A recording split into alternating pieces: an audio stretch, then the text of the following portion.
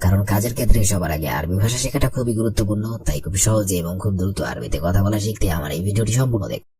তাহলে চলুন কথা না বাড়িয়ে শুরু করা যাক আজকের ভিডিও। মুশকিলা মানে হবে সমস্যা। মাফি মুশকিলা মানে সমস্যা নাই অথবা সমস্যা নেই। মুশকিলা মানে হবে সমস্যা। মাফি মুশকিলা মানে হবে সমস্যা নেই অথবা সমস্যা নাই। সমস্যা থাকলে বলবেন মুশকিলা, আর সমস্যা না থাকলে বলবেন মাফি মুশকিলা।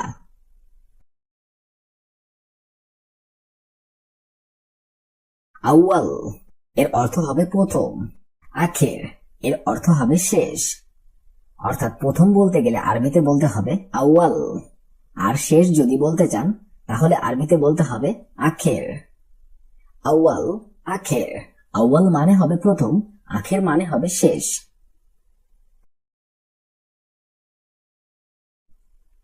হাজিন অর্থাৎ দুঃখ অথবা দুঃখী।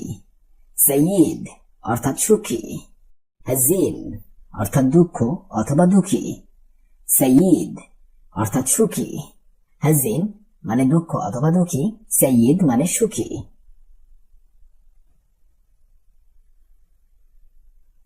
গিদ্দাম মানে হবে সামনে।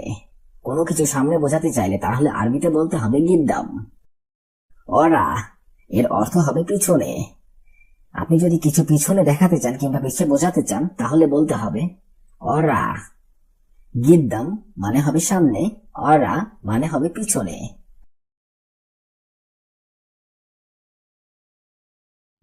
আসলি মানে হবে আসল। তিজারি মানে হবে নকল। আসলি মানে হবে আসল, তিজারি মানে হবে নকল। আপনি যদি কোনো কিছুকে বোঝাতে চান এটা আসল না এটা নকল তাহলে বলতে হবে তিজারি। আর যদি কোনো জিনিসকে আপনি আসল বলতে চান কিংবা বোঝাতে চান তাহলে বলতে হবে আসলি।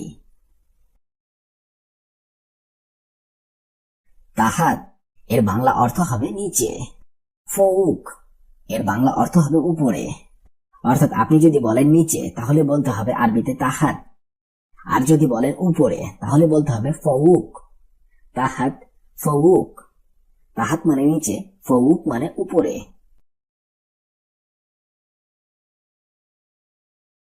ইয়াসার মানে হবে বামে। ইয়ামিন মানে হবে ডানে।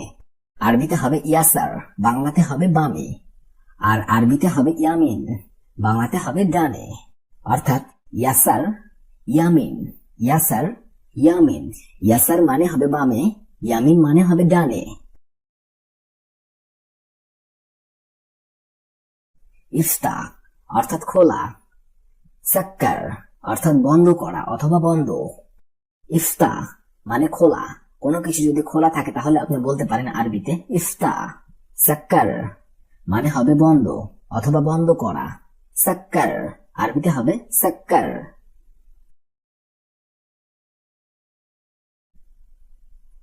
বাররা মানে হবে বাহিরে। জুয়া মানে হবে ভিতরে। দাখেল এর অর্থ হবে ভিতরে। আপনি যদি ভিতরে বলতে চান তাহলে আপনি জুয়া অথবা দাখেল দুটোর যে কোনো একটা বললেই চলবে। বাররা মানে বাহিরে, জুয়া মানে ভিতরে, দাখেল এটার মানেও হবে ভিতরে। মুস্তামাল মানে ব্যবহৃত অথবা পুরাতন কিংবা ইউজড। আমরা অনেক সময় অনেক ব্যবহৃত জিনিসপত্র কিনে থাকি। সেক্ষেত্রে আপনি যদি কোনো ব্যবহৃত বোঝাতে চান তাহলে আপনাকে বলতে হবে মুস্তামাল। জেদিদ মানে হবে ফ্রেশ, সতেজ, নতুন অথবা ব্র্যান্ড নিউ, আমরা যেটাকে বলে থাকি। মুস্তামাল মানে ব্যবহৃত অথবা পুরাতন অথবা ইউজড। জেদিদ ফ্রেশ, সতেজ, নতুন অথবা ব্র্যান্ড নিউ। মুস্তামাল মানে পুরাতন, জেদিদ মানে নতুন।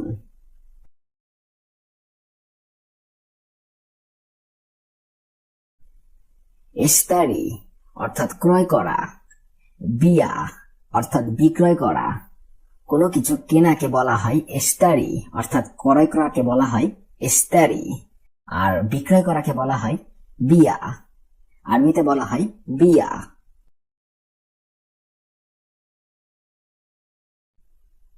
বাইদ মানে দূরে। গরিব অথবা গেরিব কাছে অথবা নিকটে। বাইদ বাংলাতে হবে দূরে, গরিব অথবা গেরিব এর বাংলা অর্থ হবে কাছে অথবা নিকটে। বাইদ মানে দূরে, গরিব মানে কাছে। হেনা মানে হবে এখানে, হুনাক মানে সেখানে অথবা ওইখানে। হেনা এর বাংলা অর্থ হবে এখানে, আরবিতে হেনা, বাংলাতে এখানে। হুনাক এর অর্থ হবে সেখানে অথবা ওইখানে, আরবিতে হবে হুনাক, বাংলাতে হবে সেখানে অথবা ওইখানে। আলহিন অথবা দাহিন এর অর্থ হবে এখন, আরবিতে হবে আলহিন অথবা দাহিন, বাংলাতে হবে এখন। বাদেন মানে হবে পরে, আরবিতে হবে বাদেন, বাংলাতে হবে পরে। আলহিন মানে এখন, বাদেন মানে পরে। লি অর্থাৎ জন্য, আরবিতে হবে লি, বাংলাতে হবে জন্য। গদ অর্থাৎ বসা, আরবিতে হবে গদ, বাংলাতে হবে বসা। হুয়া অর্থাৎ সে, আরবিতে হবে হুয়া, বাংলাতে হবে সে। ওরাগা অর্থাৎ কাগজ, আরবিতে হবে ওরাগা, বাংলাতে হবে কাগজ। মক্তব অর্থাৎ অফিস, আরবিতে হবে মক্তব, বাংলাতে হবে অফিস। ওয়াহিদ অর্থাৎ এক, আরবিতে হবে ওয়াহিদ, বাংলাতে হবে এক। শব্দগুলো আরেকবার করে শিখে নেওয়া যাক। লি অর্থাৎ জন্য, গদ অর্থাৎ বসা, হুয়া অর্থাৎ সে, ওরাগা অর্থাৎ কাগজ, মক্তব অর্থাৎ অফিস, ওয়াহিদ অর্থাৎ এক।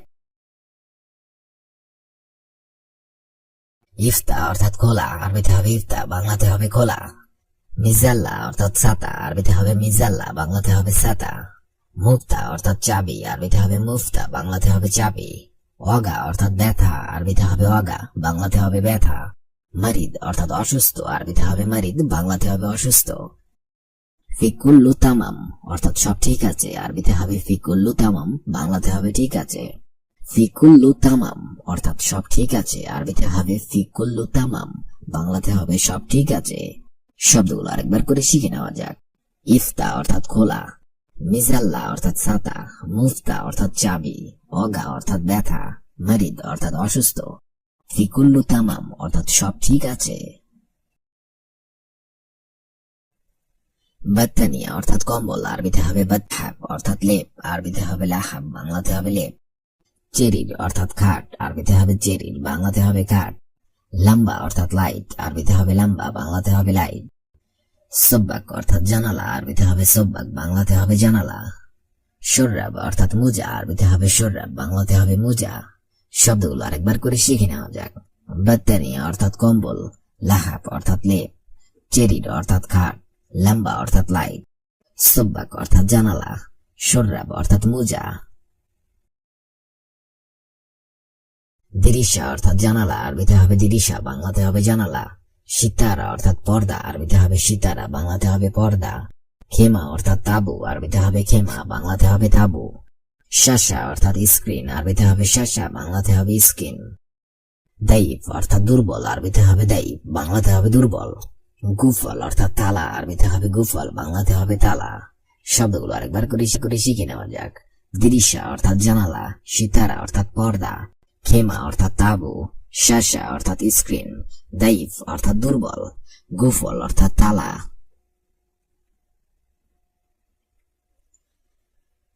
খসার অর্থাৎ অপকার, আরবিতে হবে খসার, বাংলাতে হবে অপকার। ফাইদ অর্থাৎ উপকার, আরবিতে হবে ফাইদ, বাংলাতে হবে উপকার। তাকলুফ অর্থাৎ অবনতি, আরবিতে হবে তাকলুফ, বাংলাতে হবে অবনতি। আলিয়ম অর্থাৎ আজ, আরবিতে হবে আলিয়ম, বাংলাতে হবে আজ। বুকরা অর্থাৎ কাল, আরবিতে হবে বুকরা, বাংলাতে হবে কাল। তারকিব অর্থাৎ উন্নতি, আরবিতে হবে তারকিব, বাংলাতে হবে উন্নতি। শব্দগুলো আরেকবার করে শিখে নেওয়া যাক। খসার অর্থাৎ অপকার, ফাইদ অর্থাৎ উপকার, তাকলুফ অর্থাৎ অবনতি, আলিয়ম অর্থাৎ আজ, বুকরা অর্থাৎ কাল, তরিক অর্থাৎ উন্নতি। তাবান অর্থাৎ ক্লান্ত, আরবিতে হবে তাবান, বাংলাতে হবে ক্লান্ত। ইনাব অর্থাৎ আঙ্গুর, আরবিতে হবে ইনাব, বাংলাতে হবে আঙ্গুর। তামার অর্থাৎ খেজুর, আরবিতে হবে তামার, বাংলাতে হবে খেজুর। পর্তুগাল অর্থাৎ কমলা, আরবিতে হবে পর্তুগাল, বাংলাতে হবে কমলা। তুফা অর্থাৎ আপেল, আরবিতে হবে তুফা, বাংলাতে হবে আপেল। ফখি অর্থাৎ ফল, আরবিতে হবে ফখি, বাংলাতে হবে ফল। শব্দগুলো আরেকবার করে শিখে নেওয়া যাক। তাবান অর্থাৎ ক্লান্ত, ইনাব অর্থাৎ আঙ্গুর, তামার অর্থাৎ খেজুর, পর্তুগাল অর্থাৎ কমলা, তুফা অর্থাৎ আপেল, ফখি অর্থাৎ ফল।